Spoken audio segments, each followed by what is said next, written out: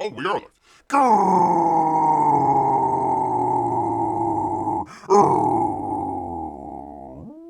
Greetings, humans! Greetings, and welcome back to another fun-filled episode. Bear here, 29-year veteran of the woods. People, that's where bears live. YouTube's #1 review show. By Bear, that's Bear here. Yes, indeed. Great to have everyone here with us. Here today for happy hour. A little hungover, I guess, a little bit there. Just kind of just hanging on in there, man. Hanging on in there. P Money says, hey Bear, I hope you weren't staring at any of the suns the last couple of. Bear just got his vision back. Crying out loud. He says, hey Bear, go take a look at the sun. I'm like, okay, alright, let's go check it out. My eyes, why? I have no idea. I suppose it's a prank out there, people. So we're just now getting his vision back. Got the old spectacles on just in case. Gonna be missing any of the action for you here today. Yes, indeed. Speaking of which, holy cow! It is cats and also dogs outside coming down. So hopefully we'll be okay. We're coming to you today from the show during a tornado watch. So if Bear needs to go suddenly, really quick, you will understand why. Bear's running away from the giant tornado heading our way. So that or the cable or the internet might go out. One or the other out there. So hopefully we can get by. We can get by here. P-Money says, #1 search on Google yesterday. My eyes hurt. What do I do? Yeah, I tell you, people. I don't know. It was mainly in the north, right? It was mainly up north that they had the giant eclipse. Bear is not that familiar with astronomy out there. More astrology than astronomy, but apparently the moon, which is a bunch of gases apparently, I had no idea, goes in front of the sun. I don't know how that works. Not really sure how the moon goes in front of the sun, and then like it causes a shadow or something. I have no idea, people. It is confounding to bear. Listen, people, we just get by. The sun rises, sun sets, moon rises, moon sets. There's really no shadow in between, but go ahead, people. Go right the heck ahead, man. That, earthquakes, Bear's under a tornado watch, all sorts of great stuff, people. So, ringing in the month of April, very trepidatiously. Very trepidatiously, people. So, well, anyways, great to have everyone here with us. We did have, let me find it here very shortly, had a very brief campaign update from, I was gonna say, your boy Gary out here.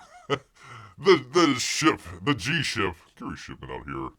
Titan Volume 3 campaign is 90% fulfilled. So there you go, people. If you haven't checked it out, please do go check out. Do I have it? Let me see if I have. I don't even know if I have it on here.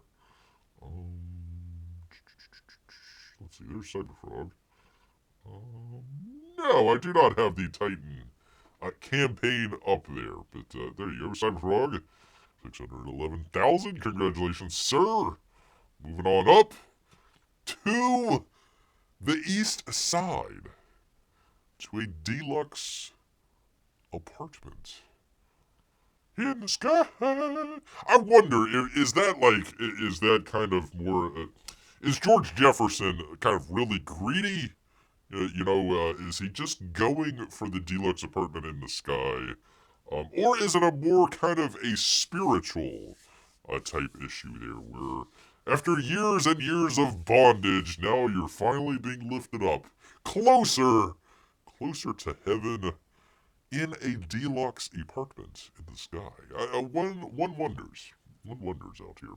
Where is our resident blackman out here? Where is Jiminy? Bear needs to know. Is George Jefferson greedy, or was he a prophet? It's questions that we have here. Questions that we have. Anyways, there is that. Let's see. I'll get to it. Let me find it here. Where's the browser? There we are. There you are. P-Money says, learning how to live stream on a computer. Easy for Bear, but trying to understand that yellow thing in the sky, that's too much. Hey, man, I don't know. Bear is not an astrologer. He knows all the symbols out there and everything, but, I don't know, man. Libras, zebras, all that sort of stuff. It's all confounding to Bear. Yes, indeed. I wouldn't even say Bear does a good job of the live stream. We are still day to day trying to figure out if we will actually do. That could be the sign of the apocalypse, that Bear actually does a professional show. We've got earthquakes, solar eclipses, tornadoes. Bear learns how to do a live show professionally. It's all just the end of the world, people. It really all is the end of the world out there, people. All right, people, speaking of the end of the world, we got from Growler Street. Aren't we all signed up to Growler Street here? They have the global box office projections here. We actually talked about this the other day. Let me find it here. We actually did kind of the survey that they had. Different companies, countries rather, around the world. India, China, Italy, France, and the U.S. Shocked to find out that U.S. frequent attendance of moviegoing way down, 15% compared to 43%, no attendance whatsoever. Not really sure that many movies that are going to bring people out. I think P-Money says Deadpool might bring some more people out. Just saw the new Joker trailer. I don't know. Is it just because you put the guy in a mask of a Joker, does that make it a Joker movie? I don't know. It's kind of odd. Not a huge fan of Lady Gaga either, so there's all that. But I'm sure she does fine. It just, I don't know. I have no idea what the movie's about, other than it's a musical. And it's like, why are we doing a musical with the Joker? And like, okay, let's just say the Joker just does bofo box office out there. How is that going to interact with the Batman? The Robert Pattinson. Forget about the actual Batman with James Gunn. You literally have three different Jokers out there. It's crazy. It's nuts, people. It is completely nuts. Hot take from P-Money. Jeffersons were dead the whole time, and the apartment in the sky was heaven. Interesting. That's why we need Jiminy here. Clear things up. That changes the whole series. It sure does. I mean, when you listen to the song, a deluxe apartment in the sky, I mean, it either is heaven or George Jefferson is just really, really greedy. The material things for George Jefferson. He just wants that deluxe apartment in the sky. Forget the huge mortgage that he has to pay on it. Just wants that beautiful spot right up there. Wait. Where did they... Was it Los Angeles? I forget. Where they actually lived. It wasn't like Cincinnati or something. That was WKRP. I tell you, people. I don't know. Anyways, enough of... How the hell... I don't know. Anyhow, people, there is the survey from just the other show that we did. Talking about China, India. Mainly their... movie industry is kind of on the ascent, while the U.S. industry is on the decline here. The decline. So anyways, we've got this from Growler Street. They say their analytics has revised its 2024 box office projections to $32 billion, which seems like a lot. You're like, oh, wow, that's great. No, it's actually down. It's down quite a bit. The announcement comes as the global industry gathers in Las Vegas for CinemaCon, the official convention of the National Association of Theater Owners, NATO. Apparently, they're going to go to war with Russia. They are going to save the Ukraine, the theater owners, and they're going to go straight to Moscow. Worked out great for Napoleon and that other guy. The revision is a marginal increase in the original projection of $31.5 billion, published in December. They say it's notable, however, that the increase would have been greater were it not for the exchange rate changes between December and now, essentially wiping out over a third of the gains seen collectively across international markets. Oh, these gosh darn exchange rates ruining everything. Actuals for quarter one were 1% ahead of our projections in the domestic markets and in China. So they've separated that out. That's why we're doing this here, people. They're playing with the numbers. For the international market, excluding China, why would you exclude China? Gee, I wonder why. They were 11% ahead of our estimates. Well, they excluded China. I'm going to go back here to our survey here. The Chinese market essentially has kicked out the U.S. market, other than a couple kind of major tentpole films out there, rather. So they are excluding the Chinese market from the U.S. domestic, overseas, international stuff because they are eating our lunch. So they don't want to include that. So they exclude China. They says, oh, wow, look at this. It's great. It's better than our expectations were. Holy cow, 11%. Does the article say what the box office was for 2023? Give me a moment here, P-Money, I think. No, they don't give an actual number. It's just a 5% decrease. 5% decrease from 2023. So if you thought 2023 was great, had, let's see, 1, 2, 3. I know 3 of the worst performing movies of all time in 2023, with a couple others in there as well, not doing really well. You got less movies coming out. It's going to be a decrease, 5%, from last year. So not looking good. Not looking good at all. There have been a number of changes to the 2024 release calendar since our first projection was announced in December, and overall gains in our estimate can be primarily attributed to titles that have been added to the release calendar. There have? I'm not aware of any. There were a number that got pushed into 2024, but I don't know if there was any that were added. In fact, there was a couple that kind of moved. I thought it was one of the DC movies that got moved. Oh yeah, the Batman. The Batman got moved out. So, I think that was 2025, though. Anyways, overall, our projections has only seen a modest gain of approximately $200 million in the domestic market. That is just kind of one good hit movie. Not even a just blockbuster, just kind of a good hit movie. That's it. That is their only modest gain there. So, P-Money, you may be correct about Deadpool. We shall see. Again, $550 million in the U.S.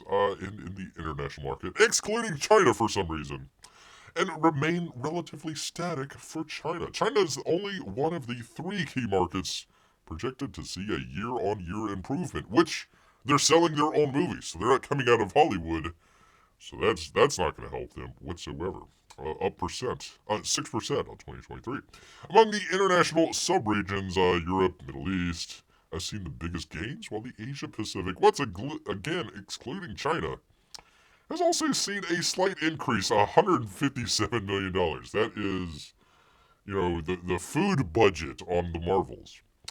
Thanks to a year-on-year gains in 2021, quarter one rather, Japan, South Korea, yada yada yada, all these other places.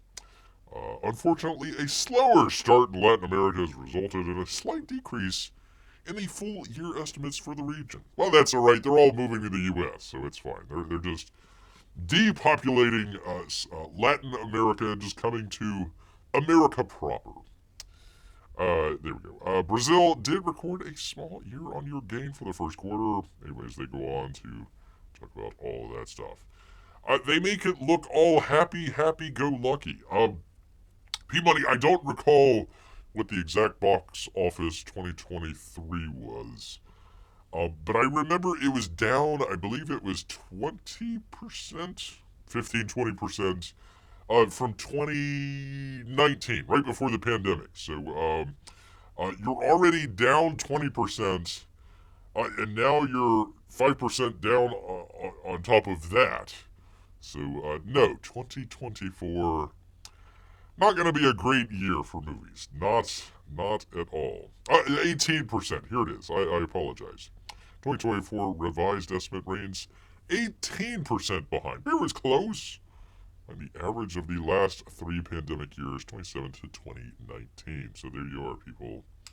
Not looking good at all, people. But that's all right. You know what will fix that? Awards, people. That's what it always fixes things. Awards do.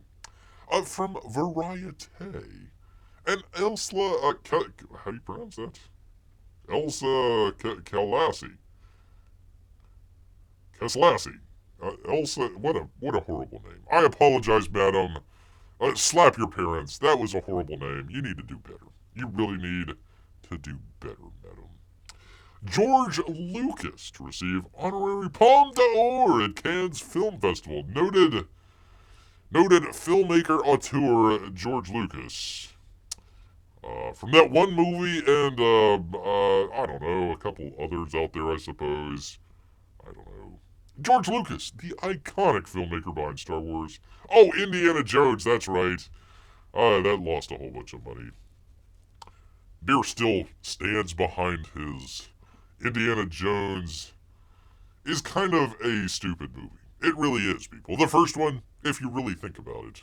Thank goodness Bear is not doing a watch-along of Indiana Jones. He would be pointing out all of the inconsistencies and stupidities of Indiana Jones. The first one.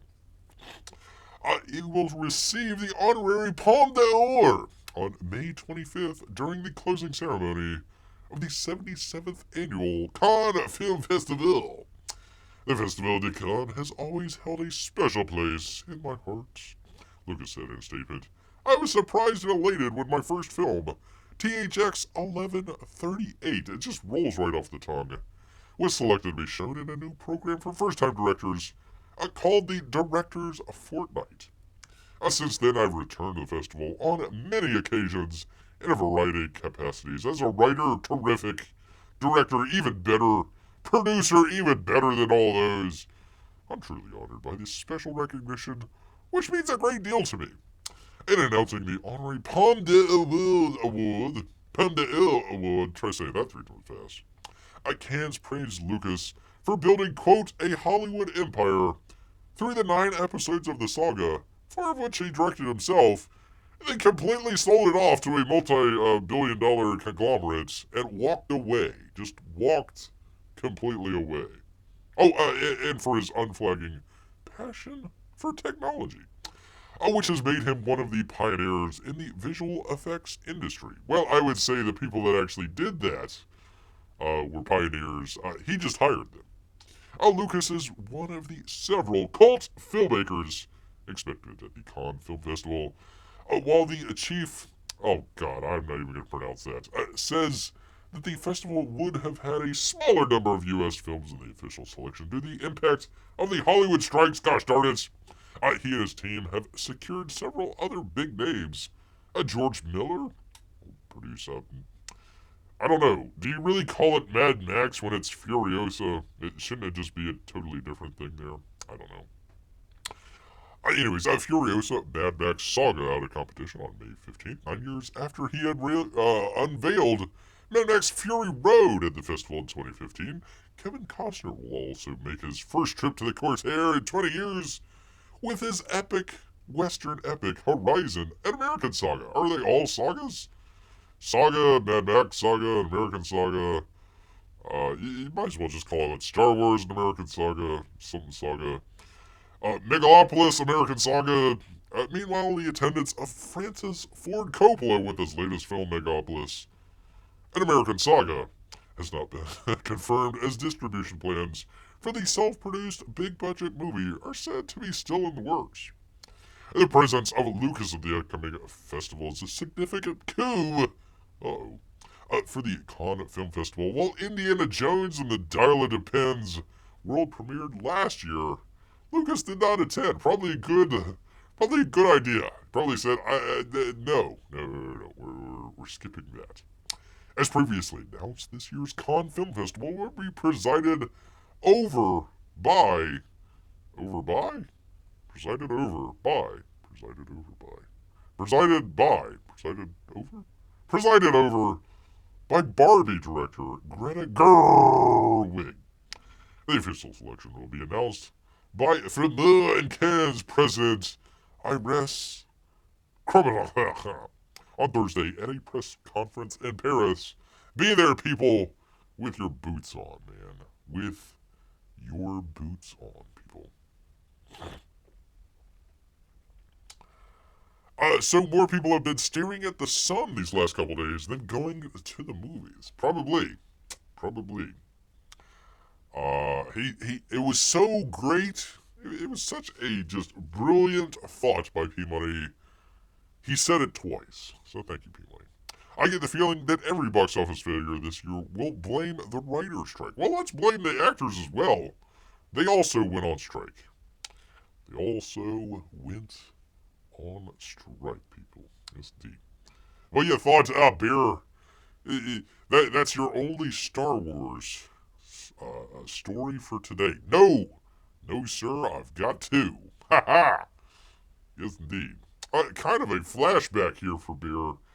Kind of one of the original reasons that we got started with the live shows here. Gina Carano, her situation there with Disney. From Variety, Gene Mattis. Disney argues it has a First Amendment right to fire Gina Carano. No way. No, really. No way. No, you don't. No, I'm sorry. Disney argued Tuesday that it had a First Amendment right to fire Gina Carano, the actor who played a bounty hunter on The Mandalorian, after she allegedly trivialized the Holocaust in an Instagram post. Hey, Variety, why not just put that post up? Why are we saying allegedly? Why not put the post up and allow your genius members out there that are reading this article, have them just check it out on their own? Why not? By the way, she didn't trivialize the Holocaust. It was actually kind of as a warning, saying, hey, they did these bad things back in Germany, and we probably shouldn't do those here. It's not trivializing, it is projecting out. Hopefully, making it so people don't go that same route. Carano sued in February, arguing that the company unlawfully. By the way, Disney not doing that well in their lawsuit category here as of late. Lost to Florida here recently. Carano has the backing of Elon Musk, so good luck. Good luck, Disney. The company unlawfully retaliated against her for expressing her personal political views, which were at odds with Disney's preferred ideology. What preferred ideology could that be? And why would they need to go to some sort of struggle session? Gosh, I wonder what it was. Man, have a habit of kind of talking around stuff. Allegedly.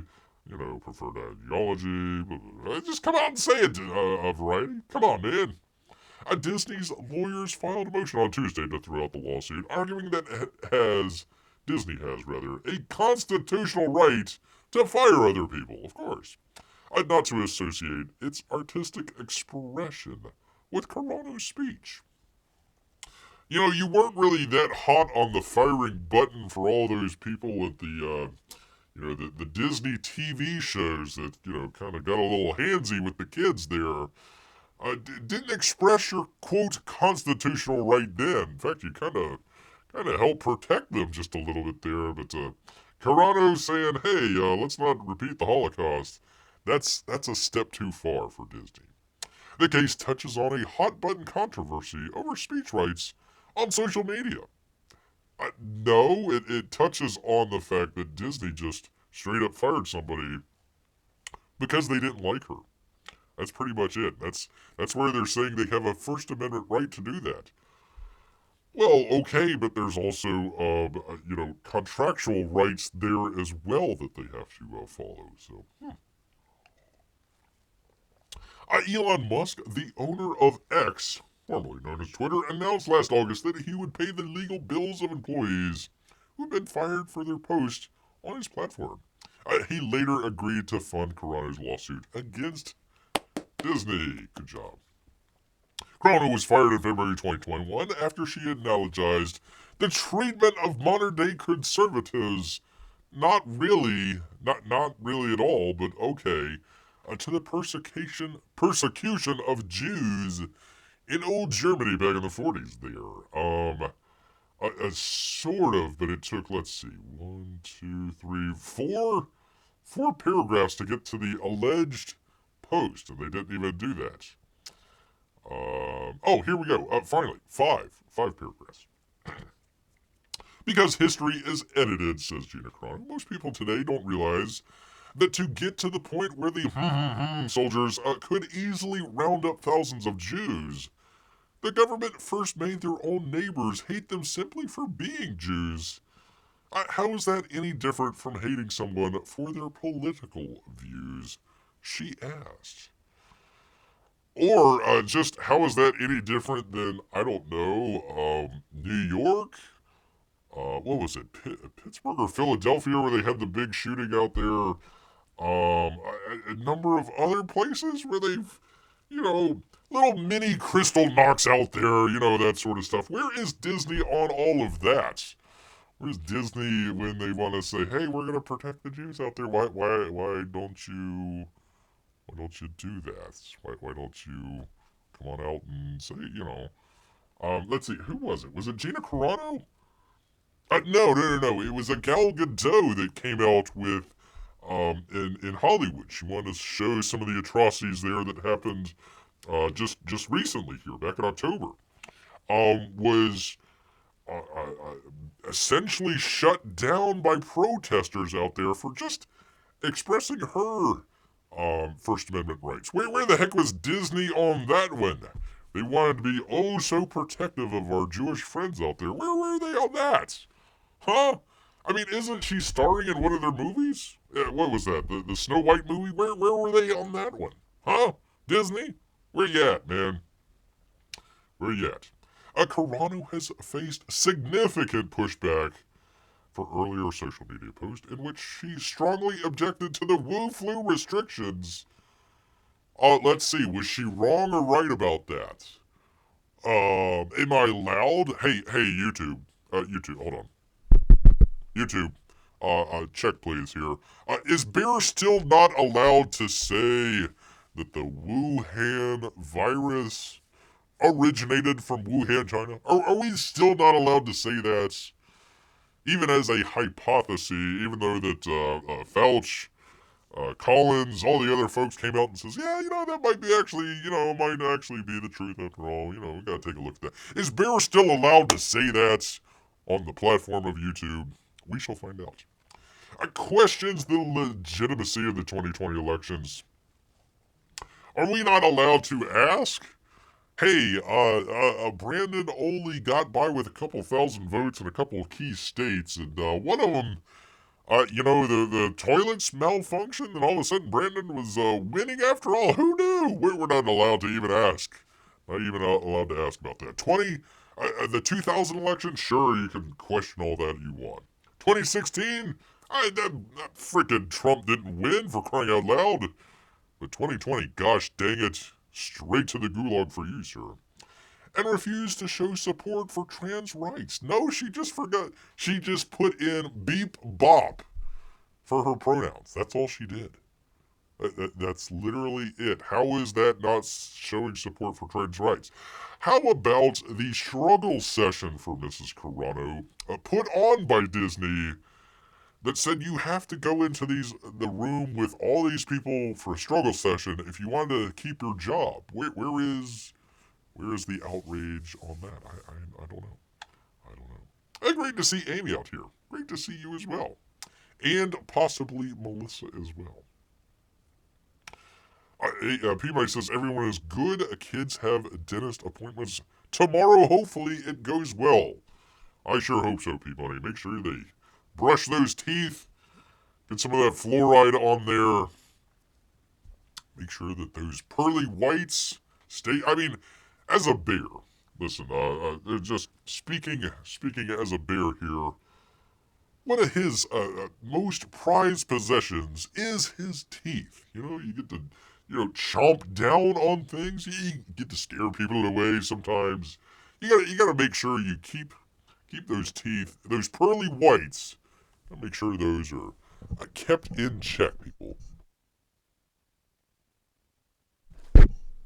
Let's see. Where are we? Gosh darn it. According to her lawsuit, Disney forced her to have a night. Yeah, there we go. Forced her to have a 90-minute Zoom meeting with GLAAD. They weren't glad at that meeting.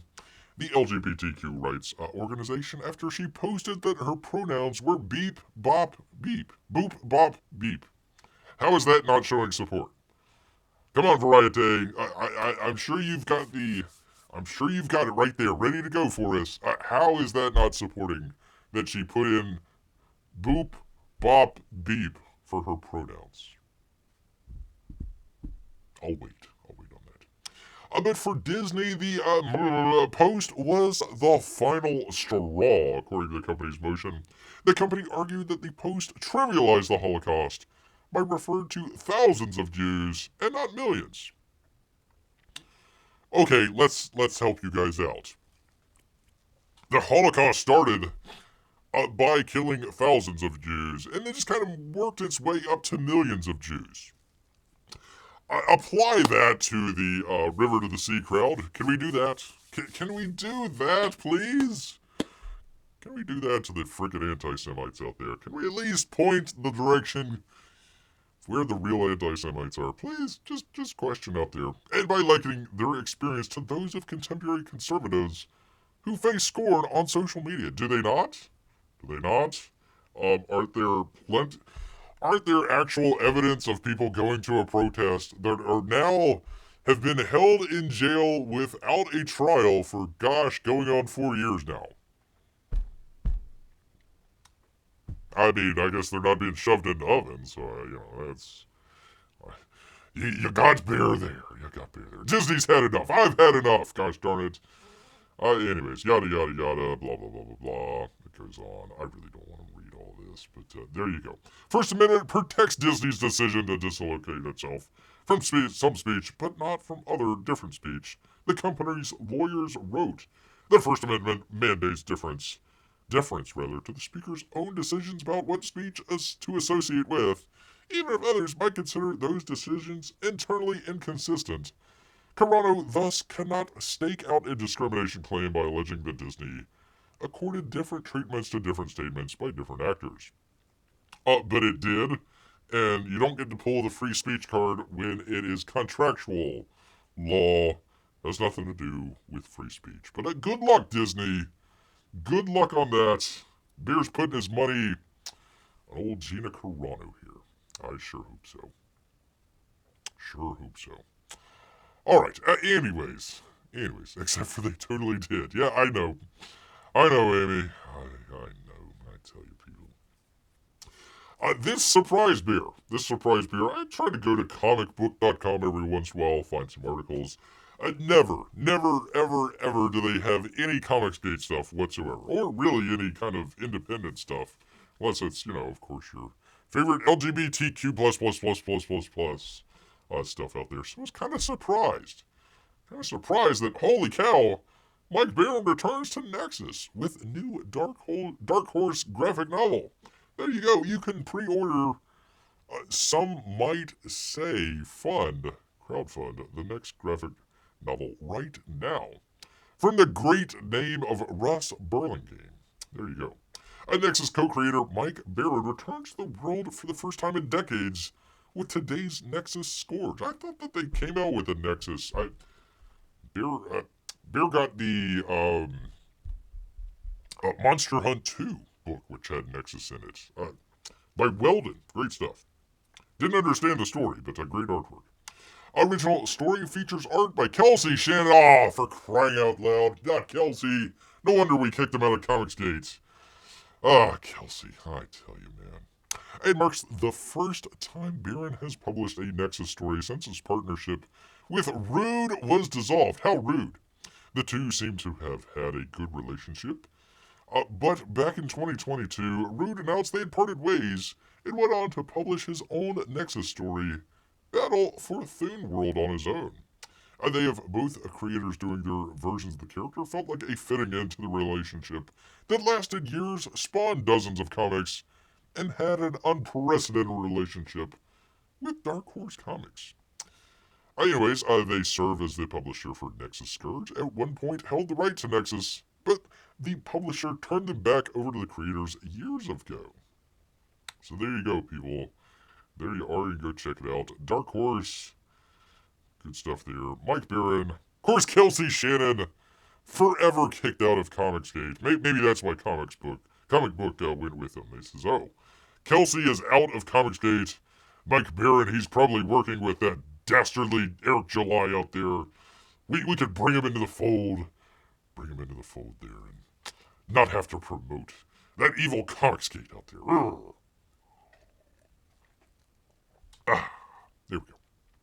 If Bear had more campaign updates, this would be a great place to put it, but all I had was the one there, people.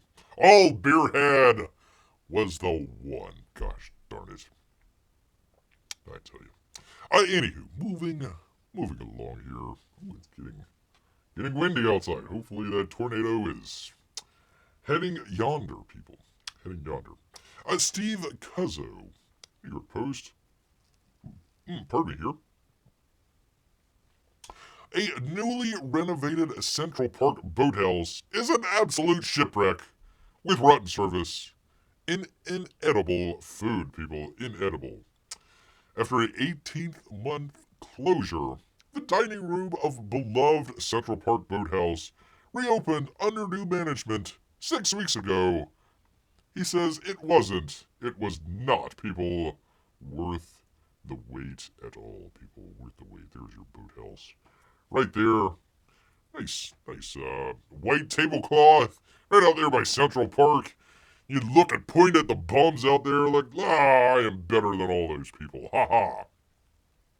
The redesigned lakeside restaurant from Legends Hospitality, which runs the food concessions at Yankee Stadium and atop the World Trade Center. Wait, that's still around? I thought that fell down years ago.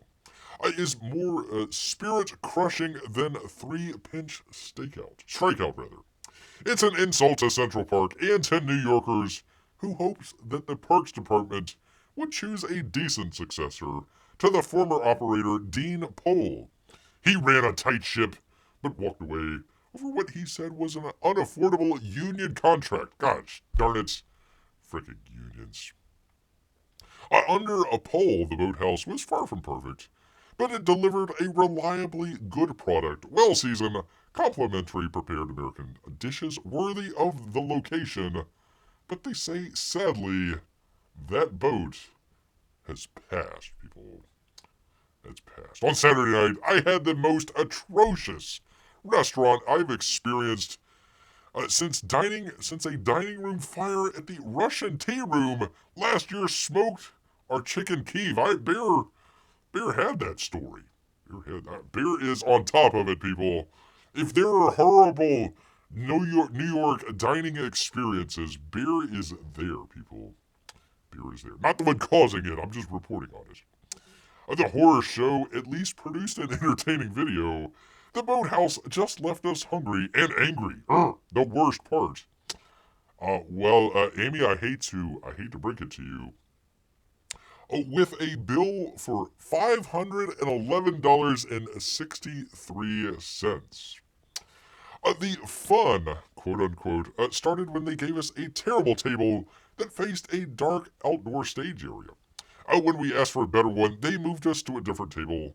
But then an officious table-toting manager came over to tell us that we weren't allowed to stay there because it was, quote, reserved. They did find us an acceptable alternative, but the table from which we were booted remained empty all night. How dare they? How dare they, for crying out loud. If you're going to go there, have the great views of the Central Park Lake with the people boating out there. I mean, it is a boathouse after all.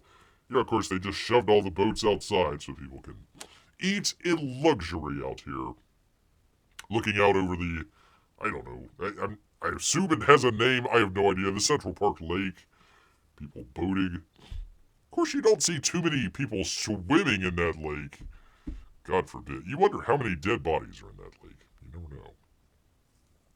Our drinks took 35 minutes to arrive on a slow night. Service hardly worth the 20% automatic gratuity. Ay, ay, ay. Among our refreshments was the first Arnold Palmer in history that needed to be sent back because the iced tea and lemonade no-brainer tasted too strange to risk. Must have got the water from the lake there. The continental menu opened up with a relish tray. Straight from the fridge affair involving a single tiny radish, a few black olives, a diminutive endive, and radicchio leaves. The bottom halves of Parker House rolls. $8, no free bread. We're cold, people. No free bread at the Boathouse. Gosh darn it. Anyway, says, honey, I wanted to eat an expensive food by a lake with dead bodies for our anniversary. I hope not. I hope not. The Hidden Ford, oh boy, a brand name, is a salmon belly off for crying out loud. Let's check it out. Wait a minute, hold on. No, that's not it.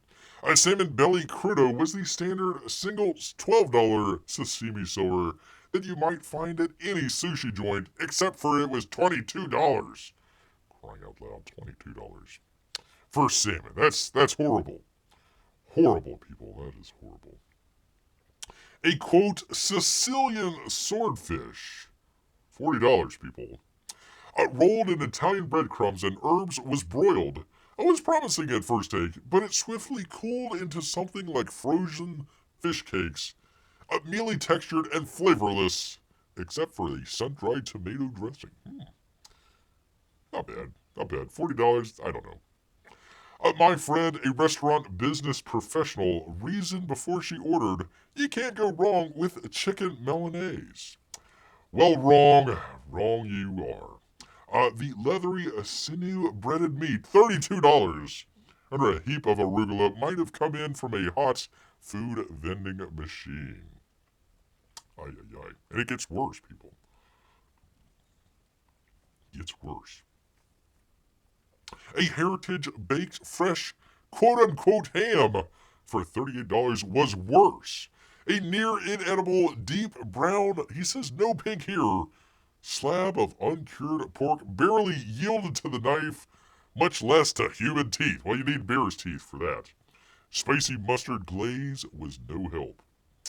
No help at all. Well, probably the plating as well. You got white tablecloth and then a white plate. So maybe a different color plate might help out a little bit. But yeah, there you go. Just kind of, well, let's plop it on there. Serve it up. What was it? $38. $38. Ay, ay, ay. Amy says, I think taking pizza in might be better for you too. Yes, there you go. There you go. But you can move up. You move up to the reasonably flavored and juicy prime rib for the low price of $64. With a small popover was more successful, as were lunch basics, such as the panini promador and passable fish and chips. Horrible. As for the ambiance, Legacy, a joint venture of Yankee Global Enterprise and Dallas Cowboy owner Jerry Jones, spent a reported $3.25 million on capital upgrades that have turned the once handsome dining room tacky. They wisely kept white tablecloths, but turned over much of the previously gracious floor-to-tiny tables for two lined up like those in a cheap commissary. A seriously unswept floor around the bar made a dismal sight at dinner. I tell you, man. Oh, there is There is the pasta right there. There we go. There's some pasta for you people. Not bad. Not bad, apparently. Not bad at all. Well, who do we blame? Let's blame this guy. Right here, old Baldy. A baby blue ceiling is supposed to suggest a Central Park bird life, but instead evokes a toddler's nursery. A half-open dividing wall, between the main room and a smaller fireside eating area resembles a build-it-yourself kit. If you must go to the boathouse, wait for warmer weather when they plan to open the lakeside windows, for those great views and those even better smells coming off of the lake. David Pasternak, the fine chef. I don't know, sir. I don't know. I think we need to go back to a time where we just lambaste the baldies out there. Too many bald people out there just kind of coming up and thinking they're all hot. No, you're not. You don't even have any hair. How dare you? A fine chef who first popularized crudo in New York and Escara is a, quote, consulting chef at the Boathouse.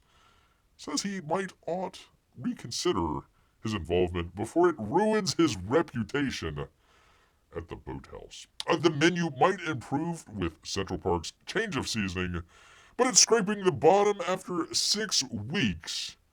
He says it will take a miracle to float this boat again, people. Poor stuff out there at the old New York Boathouse in Central Park. Poor stuff. I guess the ambiance. I don't even know about the ambiance. You got a couple dead bodies in that lake. Bums abound. But you can look at them tiskingly while you're drinking your champagne and ordering your terrible ham. Terrible ham. Right this way, sir. Right this way. Sir, can we get you a doggy bag? Yes, please. I want a doggy bag for this terrible ham. I'm just going to go straight home and throw it away. Sir, we've got bums right out here that could use the food. I don't care. Don't care. We're not giving any food to the bums. It's going straight to the garbage. Straight to the garbage. There you go. It might be okay for Bear after they throw it out. What with his claws and teeth. But not for that price, says Amy. Not for that price. Well, Peabody, I did have for you an Eclipse story. An Eclipse story for you. I hope we can get to it here. Let me find it here. 1 second. Also from the New York Post, and Ronnie Reyes. I think maybe just doing the headline. Probably should just do the headline. I think the headline will speak for itself as far as an Eclipse story here. Might check it out a little bit more, but a Mexican TV outlet accidentally airs man's testicles during solar eclipse coverage. Only in Mexico. A Mexican news outlet is garnering ridicule online because it accidentally aired a man's testicles when presenting viewer-submitted footage of Monday's solar eclipse. RCG Media 24/7 news program was covering the eclipse when its 3 anchors presented clips submitted by fans experiencing the celestial phenomenon, only to fall prey to a well-known prank in Latin America, the local La Vanguardia newspaper reported. There we go. There we are. Avima says, couldn't they have at least showed the other side? Then at least it wouldn't be a moon. I get you. Couldn't they have at least showed the other side? Then at least it could have been a moon, he says. So there you go. I'm not going to show it. We are not going to show the man's testicles as being presented as a solar eclipse. You're just going to have to go find that. Go find that for yourself, people. Go find that for yourself. All right, people. We try to do a wide range of articles here for you good people, trying to catch little demographics here and there we did our dresses the other day. Dresses from the Oscars the other day. For the ladies out there, want to bring something back just a little bit more. Hairstyle. Want to bring back talking a little bit about hairstyle, and of course, how some hairstyles look on people. So, Amy, I want your professional opinion on this next news story here. From the news in Australia, Nick Bond, Oscar-nominated actor, mocked over bizarre new look. That would be actor Terrance Howard. Sat down for an interview on a very serious topic this week, but most people were distracted by one thing. Wonder what it could be. I have no idea. Let's find out. Oscar-nominated actor Terrance Howard sat down for a new interview this week to air his alleged mistreatment and underpayment by Hollywood. But it seems to many viewers they were distracted by his new hairdo to listen to what he has to say. Really? Howard, 55, who had appeared in films such as Hustle and Flow, Crash, The Butler, recently appeared on online talk show Straight Talk Fani? Whatever. To explain why he's suing a giant Hollywood talent agency, CAA. He said he was paid $325,000 per episode for his popular TV show Empire, while the Big Bang Theory cast was paid $2 to $3 million per episode, despite Empire having more viewers. Strange that. What goes unremarked in the interview, but what immediately caught most viewers' eyes, is Howard's new hair, a red bob, complete with a Charlie's Angels-esque Farrah Fawcett flick, they says. I'm gonna try and watch the video and give him a chance before commenting on the hair, said one commenter, but it's hard. Bro got the Farrah Fawcett look and wants to be taken seriously, wrote another. I'm sorry, I know he's talking about a serious topic, but I can't get past the fact that Terrance Howard is in his Farrah Fawcett era, wrote another commenter. So there you go. That looks close. I think she did it better, but man, that is an awfully close one. So Bear goes from talking from one end of a man to another end of a man. That's true. And so we're supposed to sit here and ignore it's a wig? I don't believe it's a wig. How dare they? Amy says, that is some teased out center part. It is. It is. Are we supposed to sit here and ignore Terrance wig? Asked another, while one follower said his new look made him resemble a pimp from the 1970s. Well, that and the outfit as well. That kind of completes the look there. Howard has made frequent complaints about his pay as an actor in the past.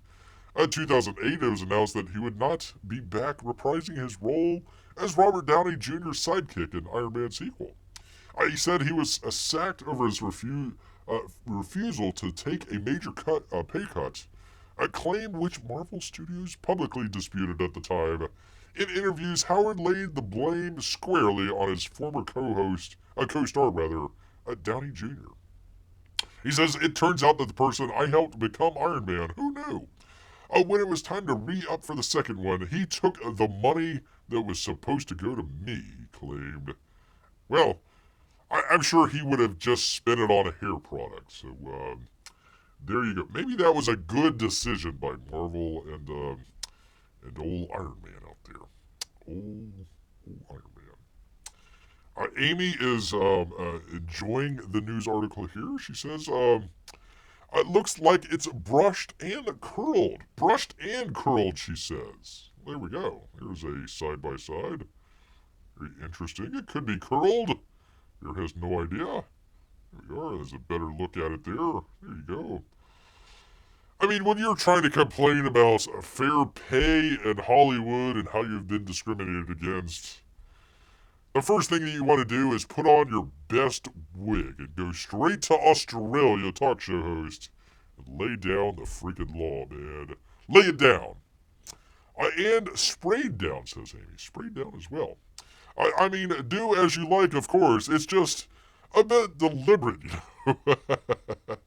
a bit, just a bit, just a tiny. You'd figure at least he would like put some red dye in the goatee there. I mean, it kind of looks a little unnatural with the salt and pepper goatee with the fabulous red hair that he has on top. I would love to see him in some sort of movie with that hairdo.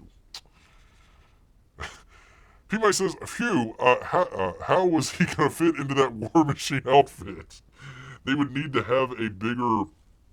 Didn't they do something to the... What was it? The Iron Heart? Wasn't that in the... what was that? The trying to call it Pink Panther. Black Panther. The Black Panther movie. Didn't they have her hair, like... Wasn't able to fit inside the suit there, so... Yeah, good observation there, P. How do you fit? How do you fit that big hairdo into the War Machine outfit? Not costume. What am I trying to say? The outer skeleton that they were wearing. So yeah, that is a very good question. Very good question, P. There you go. There you are. We go from Hollywood to Hollywood. And a couple of stuff in between there, but there you go. Nick Bond, where was this? News.com.au. So we're going around the world as well. New York Post, Australia, Variety, all sorts of stuff, people. We covered all here, people. Covered all here. I don't know. Should I just leave this up? No. Crying out loud. We will take that down for now. Yes, indeed, people. Well, people, it is picking up quite heavily outside here, so Bear might need to call it quits just a little bit early. Want to thank everybody that came out. Amy, possibly Melissa, P. Money. Where the heck was Jiminy? We needed to find out an answer to our deluxe apartment in the sky question out here, for crying out loud. Yes, indeed. Oh, by the way, Amy, D&Q tonight. Is there a D&Q? I think I missed it the last week, so I just wanted to figure out if there was one going on tonight or not. Hopefully see you guys there. If not, hope you all enjoyed the show here. We have fun. We try and do it every Wednesday and Saturday evenings, right around 8 o'clock.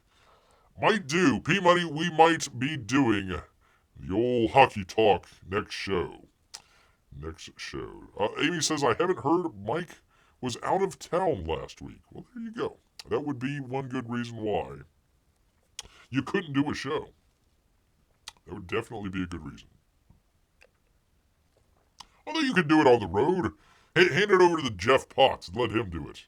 I'm sure he'd do a fine job. Maybe. I don't know. We'll see. We shall see, people. Well, you know what, people? All of this talk about getting something to eat in Central Park has made Bear hungry. So he's going to head back into the woods. So until next time, people. Grrr. Grrr. Good night, everybody.